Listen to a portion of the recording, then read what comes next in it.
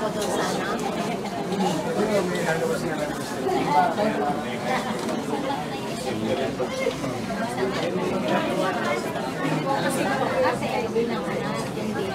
Ay, huwag na kayo makinig sa computer na yan. Tao ang nagkocontrol lang yan. Huwag na. Kailangan makita kayo siya. Wala na, hindi na tayo maniwala niyan. Maloko nyo yung hindi marunong sa computer.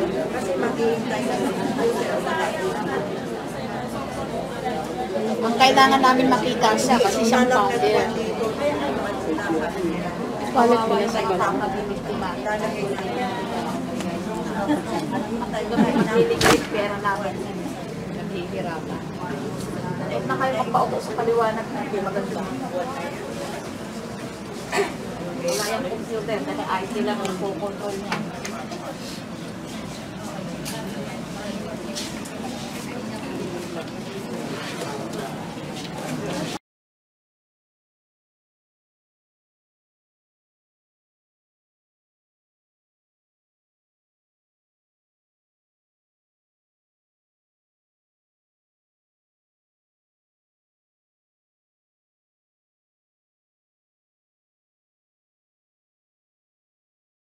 Rin ako na meron ditong inilaga na puhunan sa sinasabi ko sa Tagalog na kamay-ari.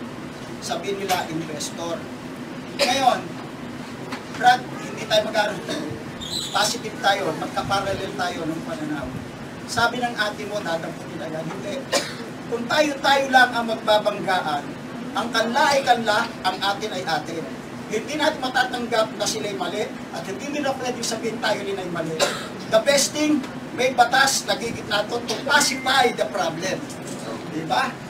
So ngayon, ang court natin ay may tinawag na, may tinatag na mediation committee.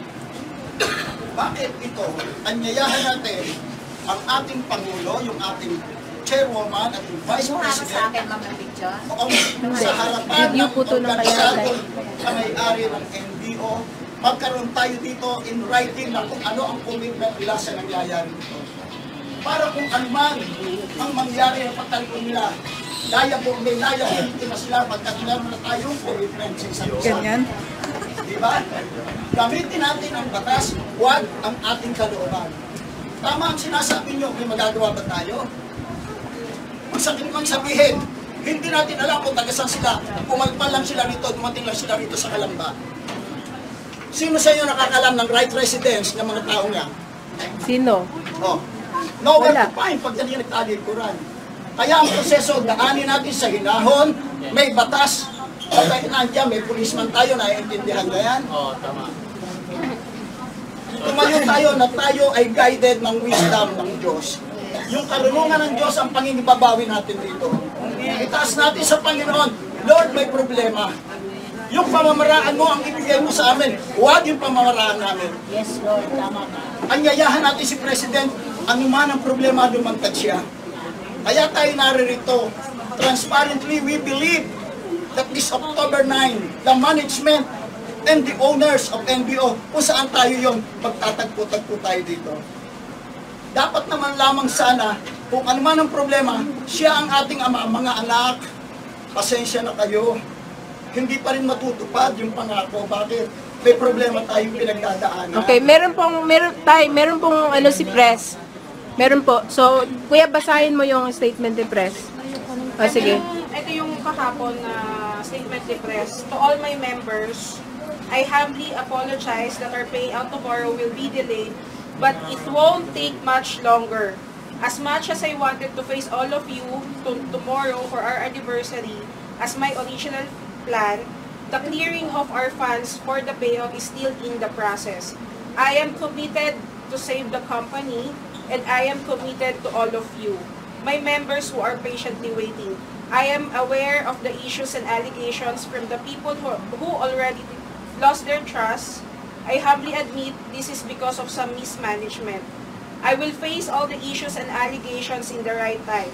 I am asking you to give me a little more time to focus on dealing with the solution for our payout, because this is the most important thing as of the moment. I believe once we survive this company, our company will become much stronger, and I will I will fix one by one the root of all these problems. Thanks for all the leaders who still with me in this crucial time. For the members who are patiently waiting, thank you very much. For the certain people who lost their trust, I am sorry. Again, I'm asking for a little more time. You all deserve to get your payout. Please wait for the announcement of the exact sure date of our grand payout. I am hoping for your kindness and consideration. Thank you and God bless.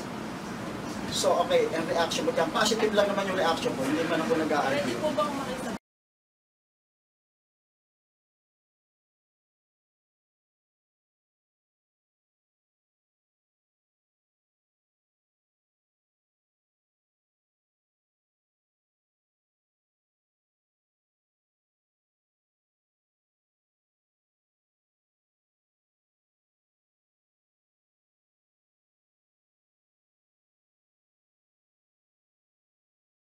Isang tao na nandito.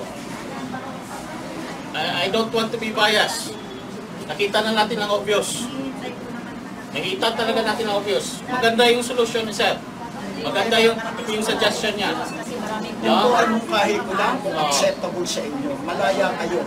Maganda. Hindi po tayo Idaan na lang natin sa tamang proseso. At ang tamang proseso, yun ang sinasabi niya. On behalf naman ng mga kahamay-ari, ito ang pinararating ng boses ng mga may-ari sa management. Ha? Ako man ay may downline din. Sabi ko nga dito, may isang kausap ako dito, kung ano yung nagiging problema ng mga may downline, problema ko na bakit? Yung sinasabi ni ate na yung dignity natin ang nasisira, totoo, bakit? Tayo ay co-maker na ng problemang ito. Tayo ang pinaghahandaan, tayo ang kilala, tayo ang nagdala rito. Tayo ang tinatanong. Ay ang mabagat kung ano sinasabi dito, transparently, sinasabi rin natin sa ating downline. Ay ang nangyayari, lagi nagkakaroon ng falsity, hindi nagiging mga totohanan. Again, nandiyan dyan na yan. Huwag natin bigyan ng problema, ng problemang nangyayaring magkakatulad tayo. Yung solusyon ang hanapin natin sa mapayapang pamamagitan. Una ay Diyos at pangalawa, yung batas na inilagay sa gitna natin upang ang lahat ay maligtas na tayo sa tingnan natin, nangangako naman ng Presidente, ayan, nakasulat pa. Pag ito ay hindi natupad, tumawag tayo, may barangay authority dito. Sa harapan ng barangay, mag-usap-usap tayo kung ano ang magiging pananagutan sa atin. Kung tama sabi nila, pag nagkasakitan tayo, wala rin tayo. Sa akin lang isidaan lang natin sa tamang proseso. Kasi meron din tayong oras na hinahabol. Tama? Meron tayong napiperwisyon na. So ang tamang proseso is yung tamang sinabi ni Sir. May batas tayo na susundin. So hindi na lang po natin, sa akin lang to, hindi na po nakita sa init ng ulo.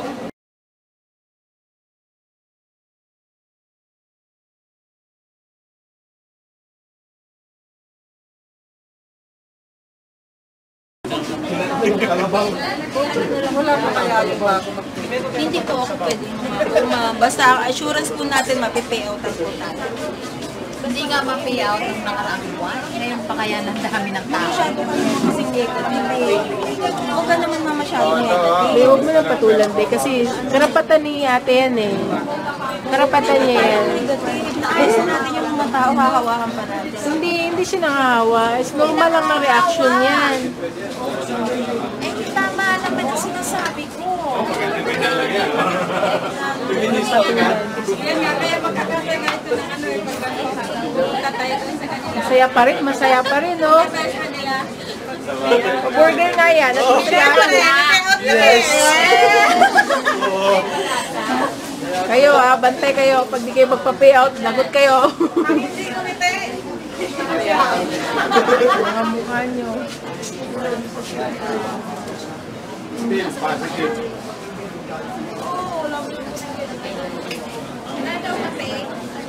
Bakit yung coke mo? Hindi na naubos.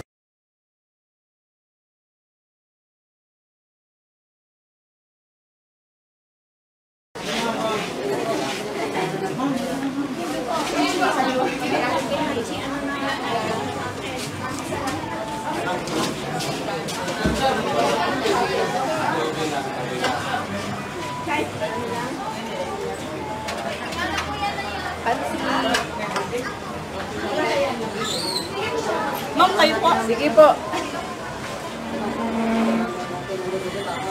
Ma'am,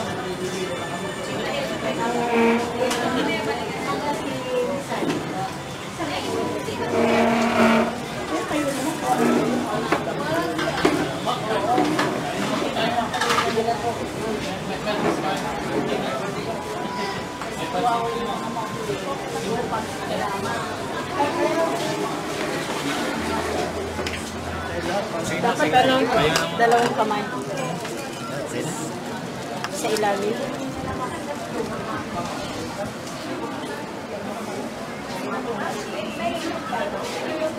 Okay, happy anniversary sa lahat. Ma'am, thank you po.